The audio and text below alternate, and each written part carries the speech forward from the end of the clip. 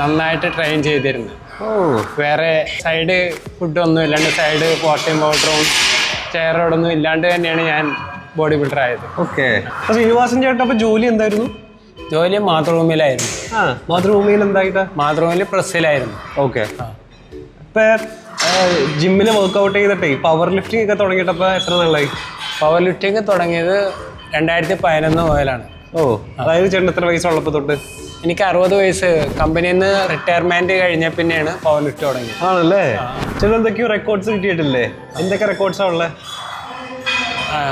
60 വയസ്സ് കഴിഞ്ഞിട്ട് ആദ്യം പോയത് ചന്ദ്രപൂരാണ്. ചന്ദ്രപൂര് എനിക്ക് ഇന്ത്യയുടെ 4ാം സ്ഥാനമായിരുന്നു.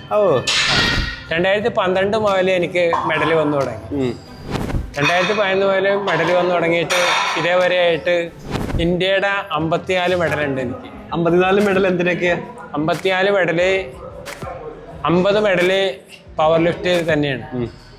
പിന്നെ ഇതിനിടയ്ക്ക് ബെഞ്ച് പ്രസിന്റെ സ്ട്രോങ് മാനാണ് ഞാൻ. ന്യൂ റിക്കാർഡാണ്. എന്നെ ഇതേവരെ ആരും തോൽപ്പിച്ചിട്ടില്ല എന്റെ കാറ്റഗറിയിൽ.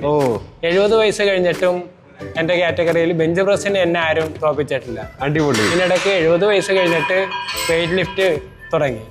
വെയിറ്റ് ലിഫ്റ്റിൽ എനിക്ക് 4 പ്രാവശ്യം നാഷണൽ റിക്കാർഡാണ്. 69 വയസ്സിലാണ് ഞാൻ ബോഡി ബിൽഡിങ് തുടങ്ങിയത്. 70 വയസ്സ് മുതൽ ബോഡിക്ക് കയറി 84 വരെയും കയറി. അന്ന് 2000 ഷോർട്ട് മാൻ, മിഡിൽ മാൻ, ടോൾ മാൻ, ഇങ്ങനെ 3 കാറ്റഗറിയാണ് അന്നത്തെ കാലത്തുള്ളത്. അങ്ങനെ ഷോർട്ട് മാന് എങ്ങനെയായാലും ടൈറ്റിൽ വരാൻ പറ്റില്ല. ഒരു 70-75 കിലോ ബോഡി വെയിറ്റ് വേണം. പിന്നെ 2010 കഴിഞ്ഞ പിന്നെയാണ് ഞാൻ ഒരു ഈവന്റ് വേണമല്ല എന്നുള്ളതിൽ പവറിലേക്ക് വന്നത്.